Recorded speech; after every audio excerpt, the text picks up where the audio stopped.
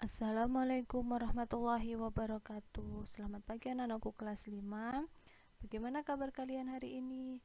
Semoga kita semua dalam keadaan sehat ya. Amin.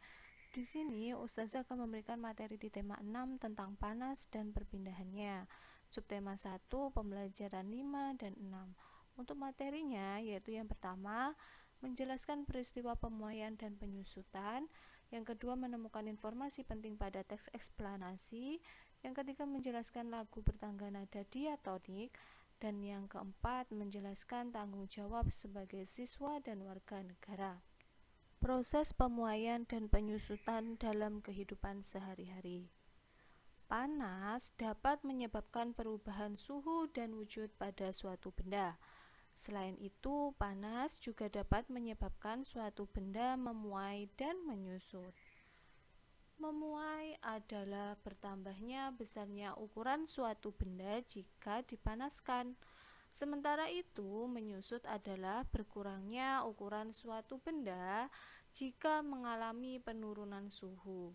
Pemuaian dan penyusutan benda dapat terjadi pada benda padat, benda cair, maupun pada benda gas.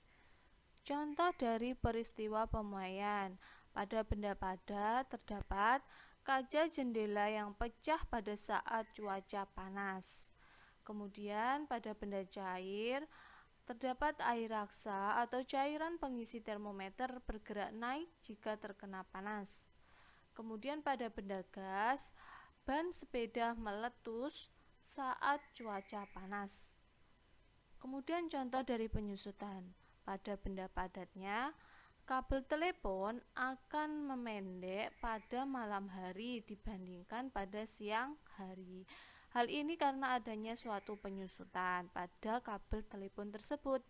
Kemudian contoh dari benda cair yaitu agar-agar memadat setelah dingin.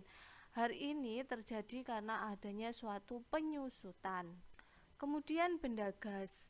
Contohnya pada penyusutan yaitu ban sepeda mengepis jika sepeda diletakkan pada lantai keramik dalam waktu yang lama. Menemukan informasi penting dalam teks eksplanasi. Dalam teks eksplanasi banyak informasi penting yang dapat kita peroleh. Contohnya dapat kita lihat pada buku halaman 31. Hal-hal berikut yang sebaiknya kalian perhatikan dalam menemukan informasi penting yang ada di dalam teks eksplanasi. Yang pertama yaitu membaca teks, dan yang kedua memahami pernyataan umum, yang ketiga memahami informasi penjelas atau informasi pendukung, kemudian yang keempat memahami kesimpulan yang ada di bagian akhir suatu teks tersebut. Selanjutnya kita akan membahas membuat ringkasan. Nah, Nana, sebelumnya kita ingat dulu ya, kemarin kita sudah mengetahui apa yang dimaksud dengan ringkasan. Yuk kita ingat kembali. Ringkasan merupakan penyajian dalam bentuk yang singkat dari suatu karangan aslinya. Ringkasan ini berarti suatu bacaan itu kita ambil kesimpulan umum atau kata-kata penting kemudian kita kembangkan sendiri. Nah, hal itu akan memperingkas suatu teks bacaan. Kemudian cara apa yang harus kita perhatikan untuk membuat suatu ringkasan? Yang pertama yaitu kita menemukan kata kunci terlebih dahulu. Kemudian yang kedua kita mencari ide pokok pada setiap paragraf. Dan yang ketiga, kita tambahkan kalimat penjelas. Kalimat penjelas ini bisa kita peroleh dari diri kita sendiri atau membuat sendiri. Atau bisa juga kita mengambil dari referensi seperti buku, internet, majalah, dan sebagainya. Nah, anak-anak, dalam bernyanyi lagu daerah, kita juga harus mengenal tangga nada pentatonik dan juga tangga nada diatonik. Yang dimaksud tangga nada pentatonik yaitu tangga nada yang terdiri dari 5 tangga nada pokok. Contoh alat musiknya adalah gamelan. Nah, gamelan adalah salah satu alat musik yang digunakan untuk mengiringi lagu-lagu pada tangga nada pentatonik.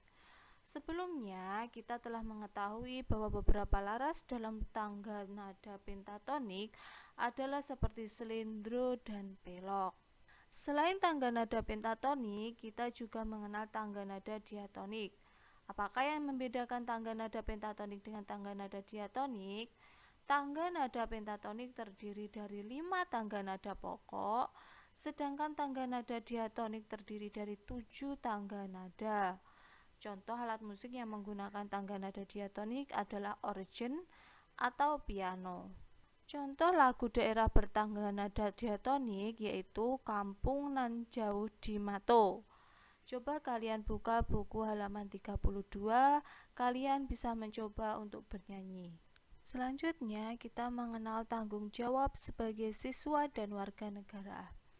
Nana, usulan apa saja yang dapat kalian utarakan kepada teman sekelasmu mengenai kewajiban kita sebagai warga masyarakat dalam membantu melestarikan alat-alat musik tradisional tersebut? Nah, sebagai seorang siswa dan warga negara, selain memiliki hak dan kewajiban, kita juga memiliki tanggung jawab. Apa perbedaan antara hak, kewajiban, dan juga tanggung jawab? Perhatikan tabel berikut ini. Nah, di dalam tabel ada ketiga yang kita bedakan. Yang pertama ada hak, kemudian yang kedua ada kewajiban, dan yang ketiga ada tanggung jawab. Hak merupakan suatu yang kita peroleh. Jadi hak itu merupakan sesuatu yang kita peroleh. Kemudian kewajiban adalah sesuatu yang wajib dipatuhi dan juga dilaksanakan. Sedangkan tanggung jawab yaitu sikap menyadari dan siap melaksanakan tugas dan kewajiban yang telah dimiliki. Jadi tanggung jawab ini melaksanakan kewajiban yang sudah kita miliki. Tanggung jawab dilaksanakan tanpa perintah dan atau paksaan dari orang lain. Mereka tidak akan mencari alasan untuk tidak melaksanakan tugas dan kewajiban. Lalu, apa tanggung jawabnya sebagai seorang siswa dan warga negara? Perhatikan uraian berikut ini. Nah, yang pertama tanggung jawab seorang siswa. Seorang siswa memiliki beberapa tanggung jawab. Yang pertama yaitu pahami tugas dan kewajiban di sekolah. Kemudian, yang kedua, disiplin dalam melaksanakan tugas dan kewajiban sekolah. Selain keduanya, kita juga dapat menentukan bahwa tidak mengulur waktu dalam melaksanakan tugas dan kewajiban itu merupakan suatu tanggung jawab. Kemudian tidak mencari alasan untuk tidak melaksanakan tugas dan kewajiban, menghormati hak orang lain, dan mendahulukan kepentingan bersama di atas kepentingan diri sendiri. Itu yang merupakan beberapa contoh dari tanggung jawab seorang siswa. Kemudian yang kedua yaitu tanggung jawab sebagai warga negara. Nah, tanggung jawab sebagai warga negara ini meliputi tanggung jawab terhadap diri sendiri, tanggung jawab sosial, tanggung jawab nasional, tanggung jawab kemanusiaan, dan tanggung jawab terhadap Tuhan Yang Maha Esa. Nah, contoh dari tanggung jawab sebagai warga negara. Tanggung jawab diri sendiri itu contohnya tanggung jawab terhadap diri sendiri, misalnya makan, minum, mandi, dan berpakaian. Itu merupakan tanggung jawab diri sendiri yang bisa dilakukan oleh kita masing-masing. Kemudian yang kedua yaitu tanggung jawab sosial. Contohnya tanggung jawab terhadap keluarga dan masyarakat. Misalkan kita harus patuh, mentaati peraturan, seperti itu. Kemudian tanggung jawab nasional, contohnya tanggung jawab dalam menjalankan kewajiban, mematuhi peraturan dan perundang-undangan yang berlaku di suatu negara tersebut. Salah satunya mentaati peraturan perundang-undangan yang berlaku di negara Indonesia. Kemudian ada tanggung jawab kemanusiaan, contohnya tanggung jawab dalam mewujudkan perdamaian dunia. Jadi kita tidak boleh ada seperti demo, sebenarnya kita harus berdamai. Kita harus berdamai dalam suatu hal dan memecahkannya dengan cara bermusyawarah. Kemudian yang terakhir ada tanggung jawab kepada Tuhan Yang Maha Esa. Contohnya tanggung jawab dalam menjalankan ajaran agama yang dianut. Salah satunya sholat 5 waktu, sedekah, dan tidak membeda-bedakan suatu agama.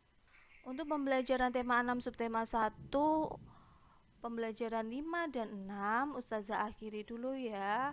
Terima kasih. Wassalamualaikum warahmatullahi wabarakatuh.